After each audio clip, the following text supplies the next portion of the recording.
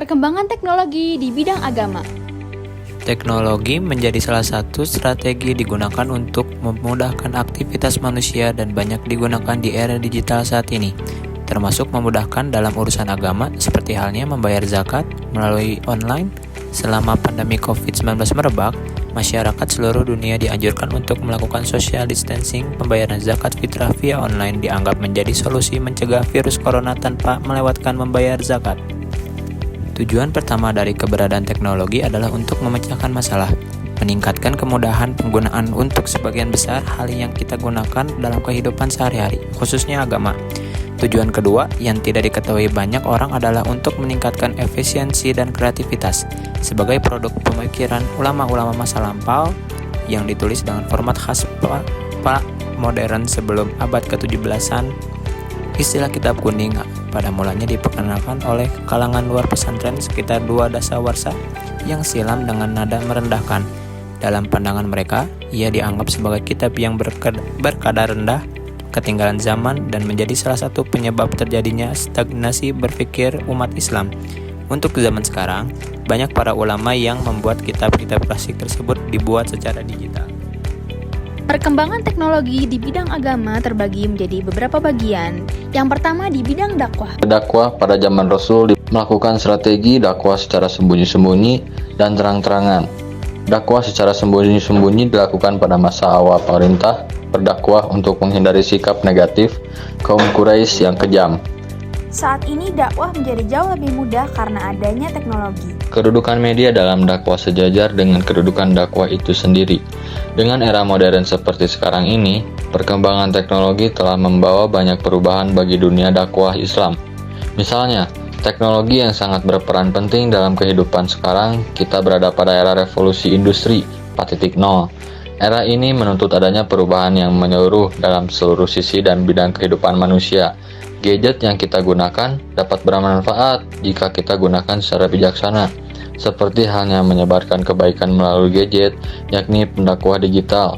Sekarang ini sudah banyak sekali platform yang bisa digunakan dan dimanfaatkan sebagai media dakwah, seperti Facebook, Twitter, Instagram, dan YouTube, sampai aplikasi yang banyak diminati anak muda seperti kita, apalagi kalau bukan TikTok.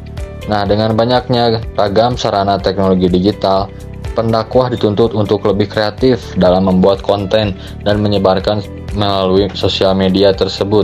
Dakwah digital merupakan salah satu kegiatan komunikasi yang sedang fenomenal di kalangan remaja milenial saat ini. Perkembangan teknologi di bidang agama yang kedua adalah kitab. Dahulu kala, kitab umat muslim yaitu Al-Quran hanya ditulis pada lembaran-lembaran kertas. Kemudian disusun demi disusun sehingga menjadi mushaf Al-Quran. Untuk memudahkan para umat muslim di seluruh dunia, sekarang sudah ada Al-Quran sekaligus dengan terjemahan bahkan dengan tajwidnya. Tak hanya sampai situ, Al-Quran pun sekarang ada yang digital, yaitu menggunakan alat.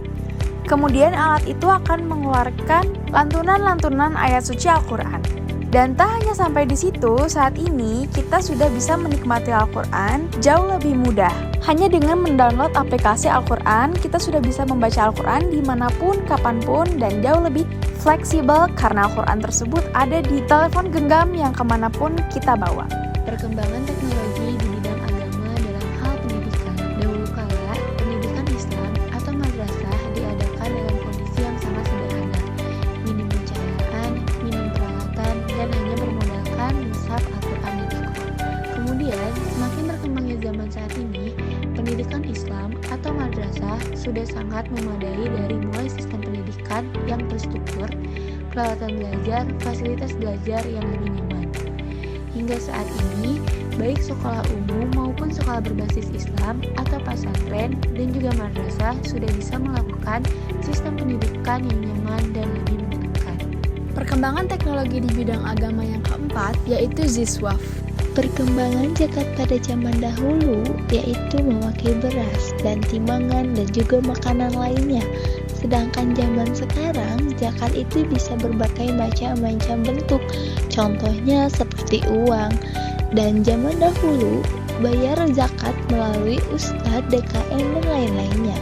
Sedangkan zaman sekarang bayar zakat bisa melalui transfer. Untuk sedekah dan infak pada zaman dahulu harus dikasih kepada DKM, masjid, ataupun keluarga kerabat.